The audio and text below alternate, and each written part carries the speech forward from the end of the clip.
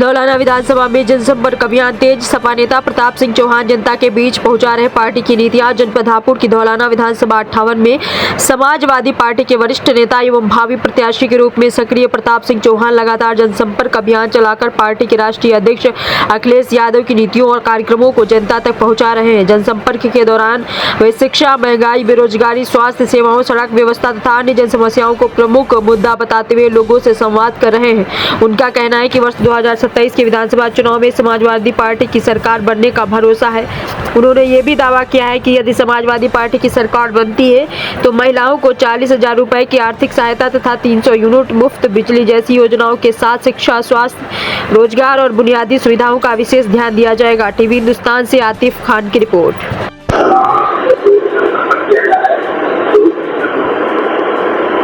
देखिए, हम धौलाना विधानसभा में गांव-गांव जाकर जनसंपर्क कर रहे हैं। वहाँ हमें युवाओं का, बुजुर्गों का, माताओं का, बहनों का, हमें सभी का बहुत अच्छे से आशीर्वाद मिल रहा है और लोग हमें पूरी तरह से पूर्ण समर्थन देने की घोषणा कर रहे हैं।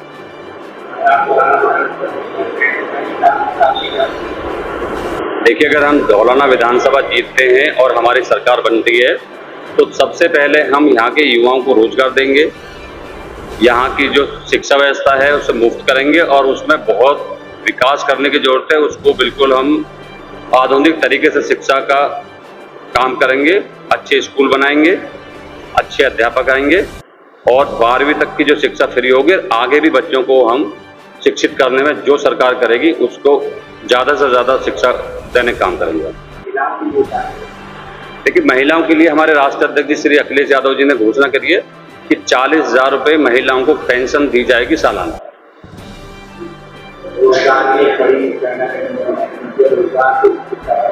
देखिए, रोजगार बीजेपी की सरकार जब से आई है तो रोजगार के लिए कुछ किया नहीं। झूठे वादे किए कि हम रोजगार देंगे।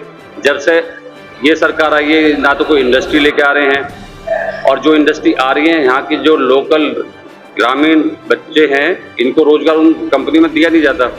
आप बताइए, अगर ग्रामीणों की ज़मीन ले गए, किसानों की ज़मीन ले गए और ये यहाँ के युवाओं को रोजगार नहीं देंगे तो यहाँ के ग्रामीण बच्चे कहाँ रोजगार लेने जाएंगे? ये बिल्कुल गलत है।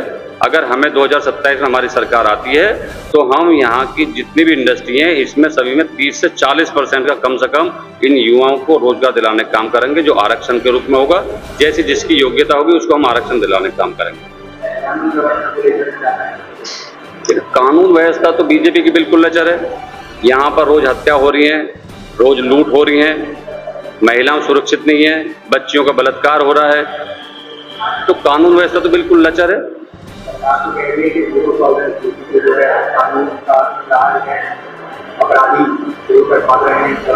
अब सरकार तो देखिए एसी रूम में बैठ के कुछ भी वो कर देती है।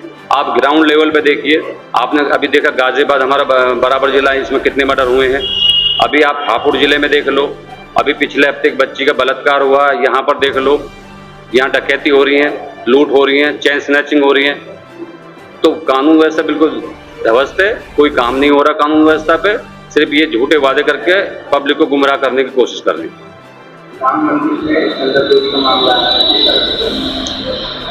राम मंदिर में चंदा चोरी, आप देखिए इससे बड़ा पाप क्या होगा कि जिन्होंने प्रभु राम को भी नहीं छोड़ा वो इस देश को क्या छोड़ेंगे।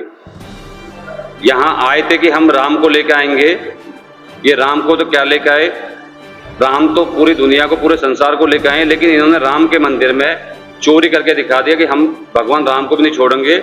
और सारे चंदा चोर इन्हें लेके कौन आया? ये भगवान राम को लेकर नहीं आए, ये चंदा चोरों को लेकर आए। सारी ट्रस्ट इन्होंने बनाई और हजारों करोड़ का इन्होंने घोटाला करके छोटे छोटे वहाँ कर्मचारियों को बलि का बकरा बना रहे हैं। इसकी जांच होनी चाहिए। इसमें हजारों करोड़ रुपए का गबन हुआ है। लोगों ने 5-5 करोड़ की, किसी ने चांदी दिया, किसी ने सोना दिया है, लोगों ने बहुत दान दिया। इसकी अच्छे से जांच होनी चाहिए, निष्पक्ष जांच होनी चाहिए। और इसमें हिंदुओं की आस्था पर बहुत चोट लगी है, हिंदू बड़ा नाराज है इनसे और 2027 में इनको इसका भुगतान करना पड़ेगा।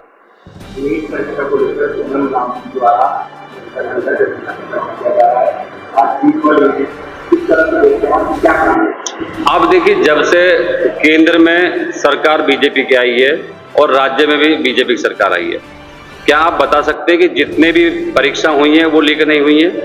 परीक्षा लीक होती है, फिर दोबारा उनकी डेट आती है, फिर लीक हो जाती है। नीट जैसी परीक्षा लीक हो रही है, कितने बच्चों ने उसमें आत्महत्या कर ली है। और हमारे देश का शिक्षा मंत्री इतना बेशर्म शिक्षा मंत्री की पूरा बच्चा, पूरा स्टूडेंट आज हिंदुस्तान कह रहा है कि भाई तुम पर नहीं चल रहा है तो तुम इस्तीफा दो। आज सोनम वांगचुक 20 दिन से धरने पे बैठे हुए हैं, पूरे देश के सभी लोग जा रहे हैं, उन्हें समर्थन दे रहे हैं। तो ऐसी क्या इनको मारामारी है कि भाई जब बच्चे, स्टूडेंट, पूरा देश चाह रहा है कि हमें ऐसा शिक्षा मंत्री नहीं चाहिए, तो इनको इसे बर्खास्त कर देना चाहिए, इसको इस्तीफा दे देना चाहिए। तो ये तो आप देखिए कि ना तो बच्चों को रोजगार देते हैं, और रोजगार ना देना पड़े इसीलिए परीक्षाएं लीक कराते हैं। ये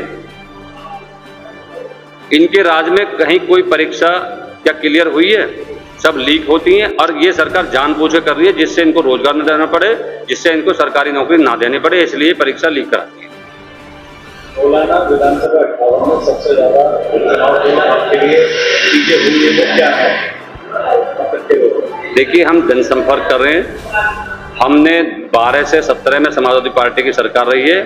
हमारे माननीय राष्ट्रीय अध्यक्ष श्री अखिलेश यादव जी ने 12-17 में जो सरकार चलाई थी, आप देखिए हमने विकास का मॉडल लेके आए थे।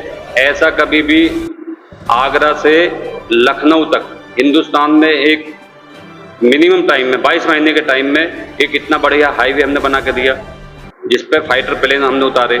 हमने 5 शहरों में मेट्रो का संचालन किया, उद्घाटन भी किया। मेरा सवाल आपको उसी बात का जवाब देने वाला था।